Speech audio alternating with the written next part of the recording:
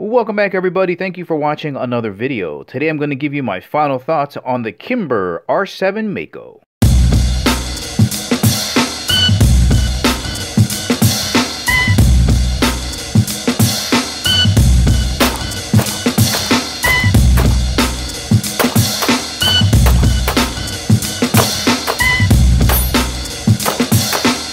Alright, just some quick comments on what the profile looks like here on the R7.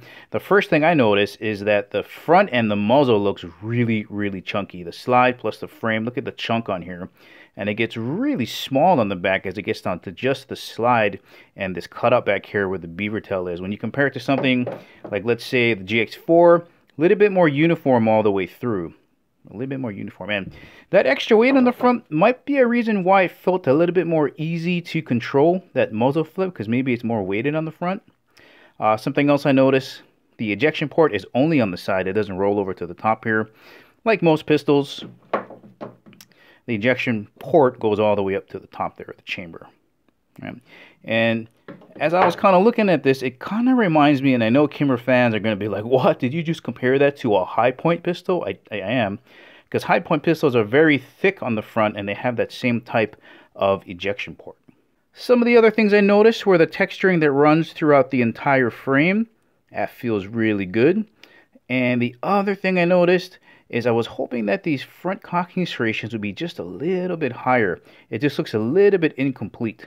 Alright, let's have a look at the sights here, and I'm going to turn off the lights in a second to show you that these glow so crazy bright, and they are perfect for co-witnessing. These sights are so awesome. In fact, here, give me 2 seconds, I'll turn off the lights here.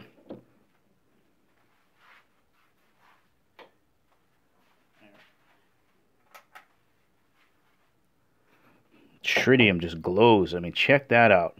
And you can see that dot is just perfect right there. Sights are perfect. Alright, I'm going to cover up the rear sights so you can see just how bright that is. Alright, so that's a white ring with green tritium, and on the front is an orange ring with green tritium. Let's see if I can cover that up. You get the idea with that, but man, those sights are really easy to line up.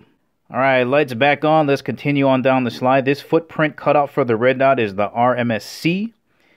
And we can see that both sides of the slide on the top here are beveled, and thank goodness, because this is a chunky slide. Nice and smooth corners here. Rolls over to a nice little slab cutout right here on the side. And again, I wish these front serrations, cocking serrations, just went up a little bit more. Now let's have a look at the rear. Beautifully done. All right, you have nice rounded muzzle areas here, so that the chance of you snagging your muzzle on your holster is less. Some kind of accessory rail here. I'm not too familiar with the Kimber lights and lasers, but there is a slot there for that to lock onto. And again, a little bit undersized trigger guard. For a pistol this size, I would want it to be a little bit bigger. Safety on the trigger, and look at this shoe. Made out of steel. A lot of the shoes we've been looking at on other pistols have been made out of plastic, so I do appreciate that. Magazine release sitting in this little ditch, right? No problem popping it out with one hand. Absolutely no problem. And guess what? It's already installed on the other side too. Perfect. Right? Here's a look at that texturing running throughout the entire pistol on the side panels, front strap, even on the bottom of the extension, the magazine, back strap. Beautiful undercut on the trigger guard. It lets you get way up there so that this cut here can go way up into the web of your hand. Grip angle, fantastic. This whole grip setup is really nice. The contouring of the back strap area with the undercut and this palm swell combined with the side panel contouring. You have palm swells on this side too, so extremely comfortable to hang on to. Really easy to eject. Really like that.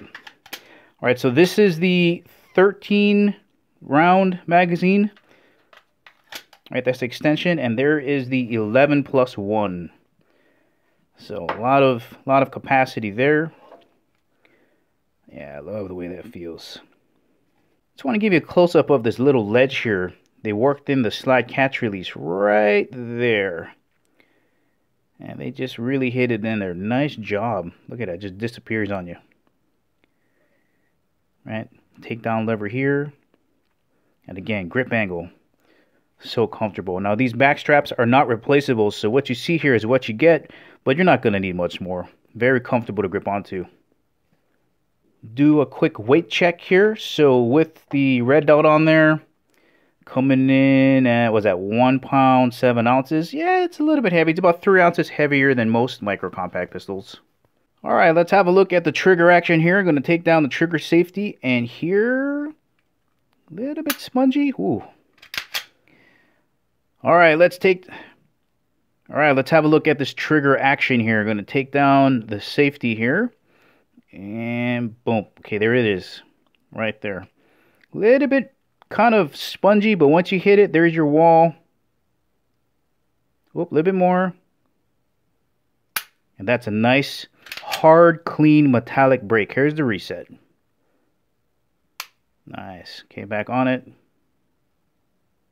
A bit more. Perfect, okay. Once more. Here's the wall. A little bit more. And there's that break. And again, the reset.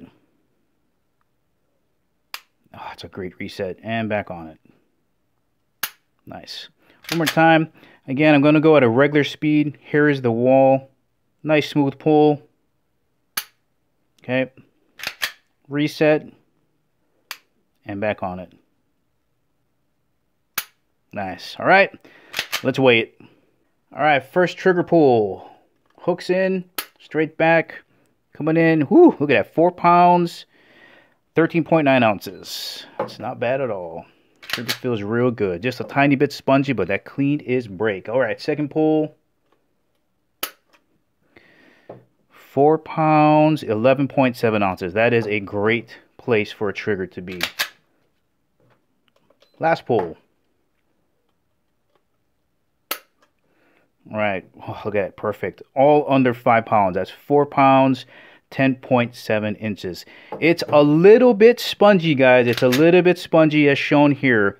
But that break is clean, metallic-y, just like glass breaking, and then the reset. Oh, so good. That's a nice trigger. Well, alright guys, that's been your look at the Kimber Mako R7. Now, what are my final thoughts on this? It's an awesome pistol. It's 1,000,000,000% a great pistol. It's got everything you need. It's got the cutoff for the red dot. It's got the comfortable grip. It's got the goods. I mean, the sights are so awesome on this thing. They're so good coming out of the box. Comfortable grip, great trigger. The only thing that I would say is that out of the 3 pistols that I tested this year, it's a little bit big and not that comfortable for me to carry around. So if you're a smaller person, this might not be for you. It's a little bit heavier. The frame is a little bit larger. Slide's a little bit bigger. So carrying it around is not as easy as, say, going with like the GX4 or the Smith & Wesson CSX. But is this an awesome pistol? Oh, yeah, it is. So if you're a bigger person, got bigger hands, and you want something a little bit smaller, this might be the animal for you. Well, all right, guys. Thank you for watching. I'll catch you in the next video.